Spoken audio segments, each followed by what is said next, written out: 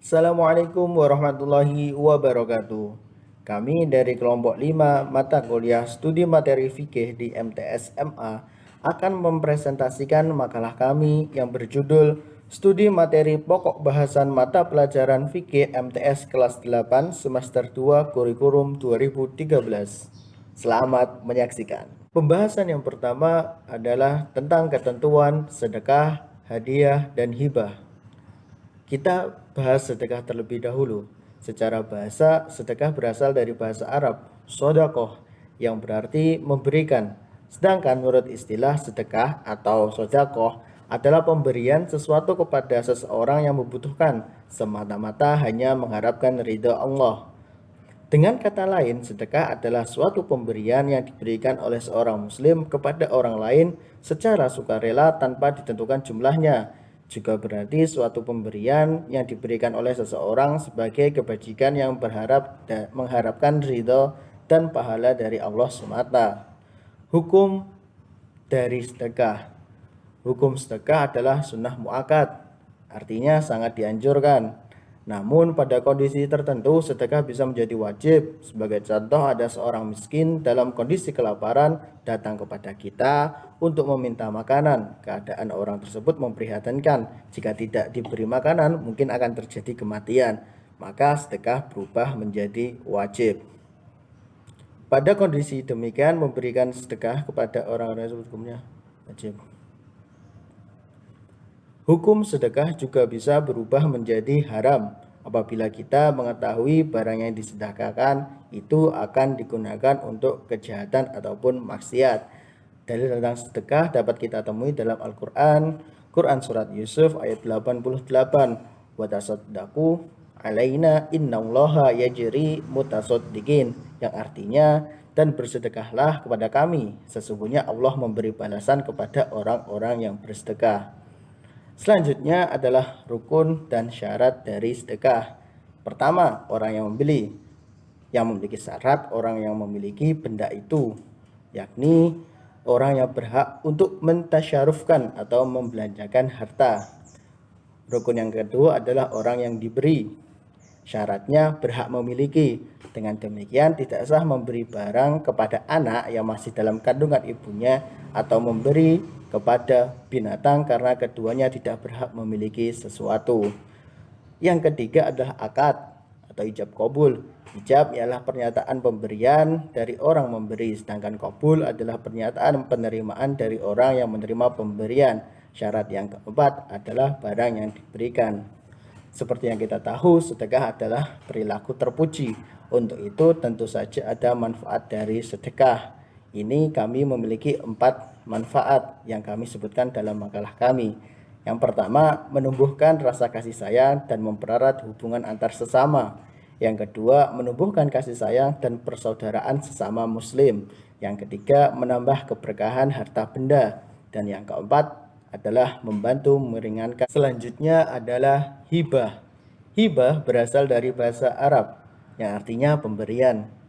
Sedangkan menurut istilah, hibah ialah pemberian sesuatu yang dilakukan oleh seseorang ketika masih hidup kepada seseorang secara cuma-cuma tanpa mengharapkan apa-apa kecuali ridha Allah semata.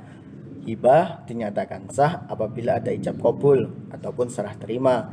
Apabila keinginan hibah itu baru diucapkan dan belum ada serah terima, maka serah terima barang yang dihibahkan, maka hal demikian belum bisa disebut hibah. Hukum dan dalil hibah. Hukum asal hibah adalah mubah atau boleh. Sebagian ulama juga ada mengatakan bahwa hibah adalah sunnah. Hal ini dapat kita lihat merujuk pada sabda Rasulullah Shallallahu Alaihi Wasallam yang artinya dari Khalid bin Adi radhiyallahu anhu berkata, sesungguhnya Nabi Shallallahu Alaihi Wasallam bersabda, barang siapa yang diberi oleh saudaranya kebajikan dengan tidak melebih-lebihkan dan tidak meminta, hendaklah diterima, jangan ditolak. Sesungguhnya yang demikian itu pemberian yang diberikan Allah kepadanya. Hadis riwayat Ahmad. Hibah dimakruhkan apabila tujuannya untuk riya agar dilihat orang lain, ataupun sum'ah untuk didengar orang lain tentang perbuatan kebajikannya dan berbangga diri. Hal tersebut menjadikan hibah dimakruhkan hukumnya. Kemudian tentang mengambil kembali hibah. Sebagian besar ulama berpendapat bahwa mencabut hibah itu hukumnya haram, kecuali hibah yang dilakukan orang tua kepada anaknya, sebagaimana dengan sabda Nabi Shallallahu Alaihi Wasallam, yang artinya orang yang menarik kembali hibahnya sebagaimana anjing yang muntah lalu dimakan kembali muntahannya itu. Hadis riwayat muttafaqun alaihi. Hibah dapat dicabut dengan beberapa sebab. Pertama, hibah orang tua terhadap anaknya. Dua, bila dirasakan ada unsur ketidakadilan di antara anak-anaknya. Tiga, bila dengan adanya hibah itu hal yang menimbulkan iri hati, fitnah, dan dari pihak lain. Secara umum macam-macam hibah itu ada dua, hibah barang dan hibah manfaat. Hibah barang adalah memberikan harta atau barang kepada pihak lain yang mencakup materi dan nilai manfaat harta dan barang tersebut. Itu adalah hibah barang. Hibah manfaat yaitu memberikan harta atau benda kepada pihak lain untuk dimanfaatkan. Namun materi atau barang itu tetap menjadi milik pemberi hibah. Yang ketiga adalah hadiah. Hadiah adalah pemberian sesuatu kepada orang dengan maksud untuk memuliakan atau memberikan penghargaan atau atas suatu prestasi yang diraih. Salah satu kemuliaan ajaran agama Islam adalah anjuran untuk saling memberikan hadiah. Hal ini akan menumbuhkan rasa cinta sesama muslim serta dapat menumbuhkan rasa persatuan dan kesatuan umat Islam. Ketika kita diberi hadiah oleh seseorang, hendaklah kita menerimanya dengan senang hati. Selain itu, agama kita juga mengajarkan kepada kita agar berusaha membalas hadiah tersebut meskipun tidak langsung seketika. Hukum dan dalil hadiah. Rasulullah SAW bersabda, Ujibun da'iya wala taruddul hadiyah wala tadribul muslimin. Artinya, penuhilah panggilan orang yang mengundangmu. Jangan engkau menolak hadiah dan jangan pula memukul orang lain. Manfaat hadiah. Pemberian hadiah akan memberikan banyak manfaat, baik bagi pemberi maupun yang diberi alias penerimanya. Beberapa manfaat dari memberikan hadiah antara lain, 1. Menumbuhkan rasa saling mencintai dan menghormati antar sesama. Kedua, mendorong seseorang agar lebih maju dalam kebaikan. Ketiga, mendidik seseorang untuk menepati janji. Yang keempat, menghindarkan diri dari sifat iri dengki. Yang kelima, menumbuhkan motivasi agar terus berupaya meraih prestasi. Yang keenam, senantiasa berbesar hati melihat keberhasilan yang diraih oleh orang lain. Mungkin cukup sekian untuk saya, akan dilanjutkan oleh teman saya. Perkenalkan, nama saya Nurul Fitriya. Di sini saya akan melanjutkan materi dari kelompok kami yang sampai pada subbab haji dan umroh. Yang pertama adalah haji. Pengertian haji sendiri, haji berasal dari kata Arab, yakni hajja yahuju hujan, yang berarti qasada, yakni bermaksud atau berkunjung. Sedangkan dalam istilah agama, haji adalah menyengaja mengunjungi Baitullah di Mekah Al-Mukarramah untuk melakukan serangkaian amalan yang telah diatur dan ditetapkan oleh Allah SWT sebagai ibadah dan persembahan dari seorang hamba kepada Tuhannya. Selanjutnya syarat-syarat haji. Syarat wajib haji yang pertama adalah Islam. Setiap dari orang Islam berkewajiban untuk menunaikan ibadah haji apabila telah terpenuhi semua persyaratan-persyaratannya. Yang kedua adalah berakal, yang ketiga balik, yang keempat mampu. Yang dimaksud mampu di sini adalah mampu dalam ketersediaan alat transportasi, bekal, keamanan dari jalur perjalanan, dan kemampuan tempuh perjalanan. Dan syarat yang terakhir adalah merdeka, karena seorang budak tidak wajib melakukan ibadah haji sebab ia bertugas melakukan kewajiban yang dibebankan oleh tuannya. Yang kedua adalah rukun haji dan wajib haji. Rukun haji adalah kegiatan yang harus dilakukan oleh jemaah haji Jika tidak dikerjakan, maka hajinya tidak sah. Sedangkan wajib haji adalah kegiatan yang harus dilakukan oleh jamaah haji pada saat melaksanakan ibadah haji, yang jika tidak dikerjakan, maka individu tersebut akan harus membayar dam atau denda.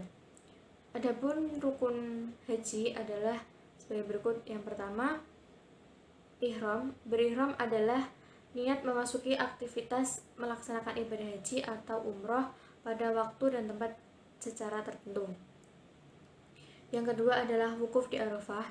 Wukuf bermula dari saat tergelincirnya matahari atau memasuki waktu zuhur pada tanggal 9 Zulhijjah hingga terbitnya fajar di hari besoknya. Yang keempat adalah sa'i. Sa'i adalah berlari-lari kecil di antara Bukit Sofa dan Bukit Marwah. Yang kelima, tahallul. Tahallul adalah mencukur rambut atau memotong rambut kepala minimal 3 helai. Dan yang terakhir adalah tertib. Tertib dalam hal ini adalah urut mengerjakan rukun-rukun haji secara urut mulai dari tawaf sampai tahallul. Tadi kan rukun haji, ya sekarang wajib haji. Adapun wajib haji ada 5, yaitu yang pertama berihram di mikot. Ihram wajib dimulai sesuai mikotnya, baik mikot zamani maupun makani dengan syarat-syarat tertentu. Yang kedua adalah mabit di Musdalifah. Mabit di Musdalifah adalah menginap semalam di Musdalifah pada malam tanggal 9 Zulhijjah. Waktunya dikerjakan setelah wukuf di Arafah. Yang ketiga adalah mabit di Mina. Mabit di Mina adalah bermalam selama 3-4 hari. Waktunya pada tanggal 11, 12, dan 13 Zulhijjah. Yang keempat adalah melontar jumroh. Melontar jumroh adalah melempar batu pada sebuah tempat yang diyakini untuk memperingati saat setan menggoda Nabi Ibrahim agar tidak melaksanakan perintah Allah SWT untuk menyembelih putranya, yaitu Nabi Ismail. Dan yang terakhir adalah tawaf wada. Tawaf wada adalah suatu penghormatan terakhir kepada Baitullah. Tawaf wada merupakan tugas terakhir dalam pelaksanaan ibadah haji dan ibadah umroh di tanah suci. Selanjutnya adalah larangan haji. Yang pertama, larangan haji bagi jamaah pria, yaitu dilarang memakai pakaian yang berjahit selama berihram. Yang kedua, memakai tutup kepala sewaktu ihram. Dan yang ketiga adalah memakai sandal atau sepatu yang menutupi mata kaki sewaktu berihram. Larangan bagi jamaah wanita, yang pertama memakai tutup muka atau cadar, dan yang kedua adalah memakai sarung tangan. Sedangkan larangan bagi jamaah pria dan wanita adalah yang pertama memotong dan mencabut kuku, yang kedua memotong dan mencabut bulu pada kepala dan bagian badan lainnya, menyisir rambut kepala dan lain-lain, memakai harum-haruman pada badan, pakaian maupun rambut, kecuali yang dipakai sebelum ihram. Yang kelima, memburu dan membunuh binatang darat dengan cara apapun ketika dalam ihram. Yang keenam, mengadakan perkawinan, mengawinkan orang lain, atau menjadi wali bagi akad nikah atau melamar. Yang ketujuh, bercumbu rayu dengan syahwat atau bersetubuh. Yang kedelapan, mencaci maki, mengumpat, dan bertengkar. Yang kesembilan, mengucapkan kata-kata kotor atau tidak sopan. Dan yang ke-10 adalah memotong atau mencabut tumbuh-tumbuhan. Selanjutnya adalah bab umroh. Pengertian umroh adalah berkunjung ke Baitullah untuk melakukan tawaf, sa'i, dan bersyukur demi mengharap ridho Allah SWT. Ibadah ini sering juga disebut sebagai haji kecil. Umroh sendiri dibagi menjadi 2, yakni umroh wajib yang dilaksanakan dalam rangkaian ibadah haji dan dilaksanakan pada batas waktu haji atau bulan-bulan haji.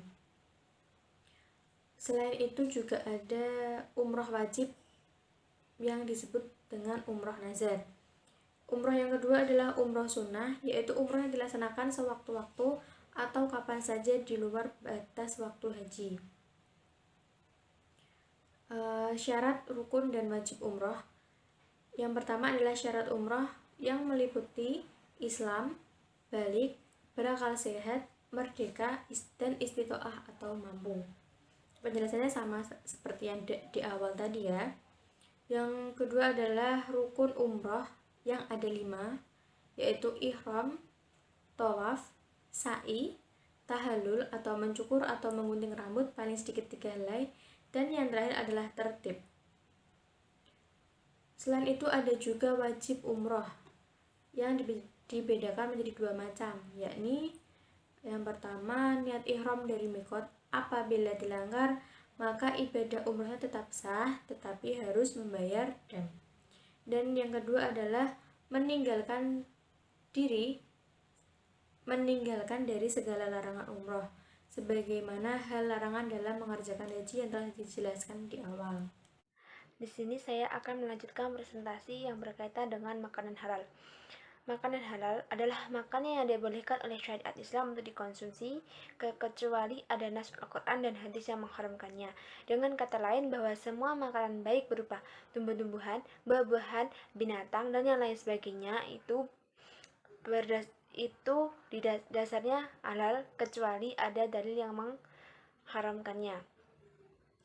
Seperti dalam surat Al-Baqarah ayat 168 yang artinya, "Wahai manusia, makanlah dari makanan yang halal dan baik yang terdapat di bumi, dan janganlah kamu mengikuti langkah-langkah setan. Sungguh, setan itu musuh yang nyata bagimu." Surat Al-Baqarah ayat 168 dan Quran surat Al-Maidah ayat 88 yang artinya, "Dan makanlah makanan yang halal lagi baik dari apa yang Allah telah berikan kepadamu, dan bertakwalah kepada Allah yang kamu beriman kepadanya." Jadi, dapat dijelaskan dari kedua ayat tersebut bahwa makanan yang kita konsumsi itu harus memenuhi 2 syarat. Yang pertama halal, yaitu halal dikonsumsi atau tidak dilarang oleh hukum syara'. Dan yang kedua, baik atau thayyib, artinya makanan itu sehat, bergizi, mengandung nutrisi dan manfaat untuk kesehatan kita. Yang selanjutnya, makanan dan minuman harus halal, yaitu meliputi 3 hal.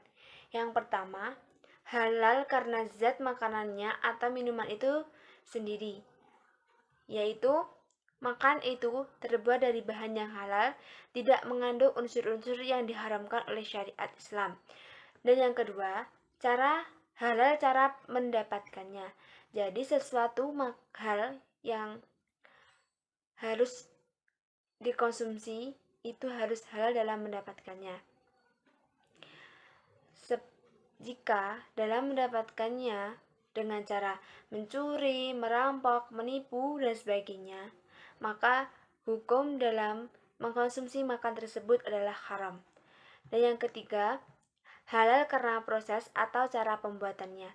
Selain cara mendapatkan makanan tersebut, cara pengolahannya pun harus halal, di mana seperti pengolahan hewan, sapi, kambing, ayam, ataupun sapi, jika dalam menyembelihnya pun salah, maka dalam mengkonsumsi makan tersebut juga haram karena tidak sesuai dengan syariat atau tidak sesuai dengan niatnya.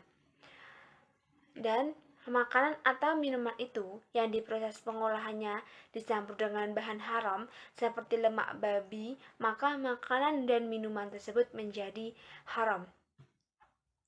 Jadi, kedua makanan dan minuman tersebut harus thayyib, artinya baik bagi tubuh dan kesehatan kita.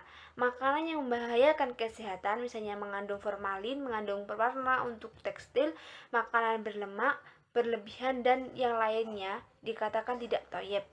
Jadi makanan yang kita konsumsi tidak asal mengenyangkan perut, akan tetapi juga harus halal dan thayyib.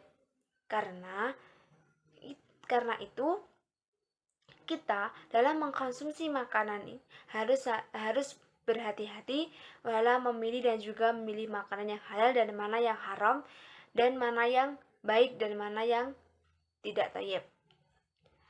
Yang selanjutnya adalah jenis makanan yang halal. Jenis-jenis makanan yang halal adalah antaranya semua makanan yang tidak diharamkan oleh Allah dan Rasul-Nya. Artinya semua makanan itu boleh dan halal dikonsumsi sampai ada dalil yang menyatakan keharamannya. Dan yang kedua, semua makanan yang baik, tidak kotor dan tidak menjijikkan. Dan yang ketiga, semua makanan yang tidak memberikan mudarat, tidak membahayakan kesehatan jasmani dan tidak merusak akal, moral dan akidah. Seperti dalam firman Allah surat Al-Baqarah ayat 195 yang artinya, dan janganlah kamu menjatuhkan dirimu sendiri ke dalam kebinasaan. Dan yang selanjutnya adalah manfaat makanan halal. Kita dalam mengkonsumsi makanan, jika makanan yang kita makan itu halal atau thayyib, maka kita juga akan mendapatkan manfaat yang baik pula.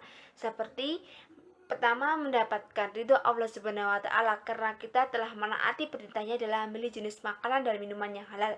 Dan yang kedua, menumbuhkan akhlakul karimah atau karakter positif dan terhindar dari akhlak mazmumah atau karakter negatif. Dan yang ketiga, menjadikan sumber tenaga energi positif. Setiap makanan dan minuman yang telah dikonsumsi akan berubah menjadi tenaga yang digunakan untuk kita beraktivitas sehari-hari, baik itu belajar, berolahraga, ataupun beribadah kepada Allah Subhanahu wa Ta'ala. Dan yang keempat, terjaga kesehatannya dari setiap makanan dan minuman yang telah kita konsumsi. Maka makanan tersebut harus bergizi dan thayyib untuk kesehatan tubuh kita. Dan yang kelima, menjaga akal dan hati seseorang. Yang keenam, mengkonsumsi makanan dan minuman halal akan berpengaruh positif pada pikiran dan juga hati seseorang. Dan yang ketujuh, rezeki yang diperolehnya membawa barokah dunia akhirat serta mendapatkan perlindungan dari Allah Subhanahu wa Ta'ala. Dan yang terakhir, membawa ketenangan hidup dalam kegiatan sehari-hari dan itu tercermin dari kepribadian yang jujur dalam hidupnya, dari dalam diri kita sendiri. Sekian, terima kasih. Wassalamualaikum warahmatullahi wabarakatuh. Di sini saya akan mempresentasikan ketentuan makanan dan minuman haram. Yang pertama, tentang pengertian makanan haram. Makanan haram adalah makanan atau minuman yang diharamkan untuk dikonsumsi karena ada nasah dalam Al-Quran atau Al-Hadis. Bila tidak terdapat petunjuk yang melarang, berarti halal. Yang kedua, makanan dan minuman yang haram. Jenis makanan minuman yang haram. Makanan dan minuman yang haram itu memiliki banyak madaratnya. Pada dasarnya, segala minuman apa saja halal untuk dimakan selama tidak ada ayat Al-Quran dan Al-Hadis yang menerangkan bahwasannya makanan dan minuman tersebut diharamkan. Haram li dzatihi, haram karena zatnya. Yang pertama daging babi, yang kedua darah, yang ketiga khomer, karena tersebut itu sudah dinasah Al-Quran atau sudah diterangkan di dalam Al-Hadis. Yang kedua li ghairihi, seperti bangkai,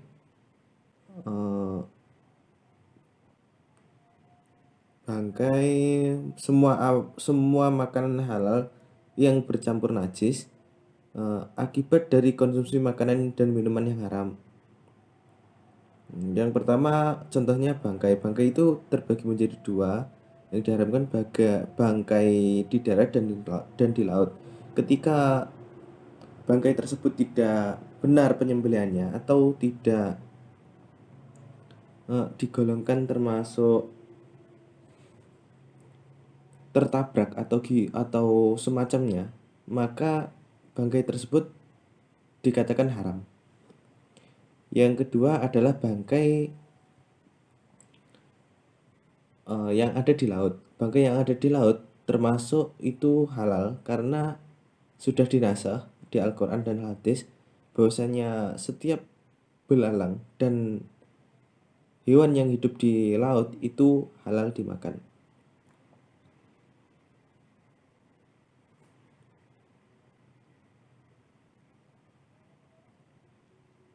Yang ketiga, akibat mengkonsumsi makanan yang haram.